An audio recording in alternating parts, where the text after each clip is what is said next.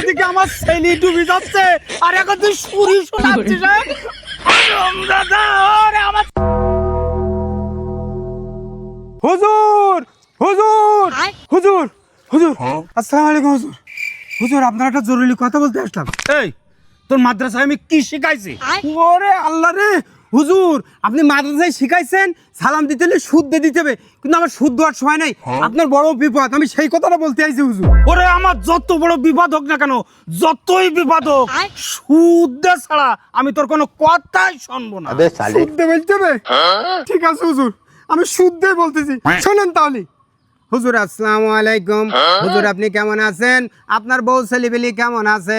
আপনার গরু ছাগল কেমন আছে? আপনার মাছ কেমন আছে? বলির গরু কেমন আছে?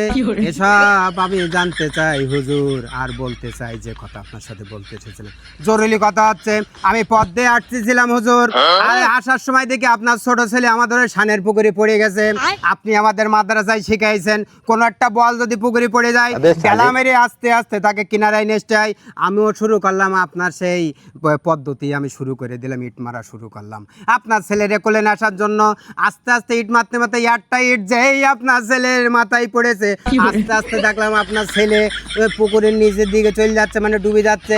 তাই আপনাকে বলতে আসছিলাম, এই এদিকে আমার ছেলে ডুবে যাচ্ছে আর এখন তুই সুরি শোনাচ্ছিস দাদা ওরে আমার ছেলে দেখো, আমার ছেলে ভালো।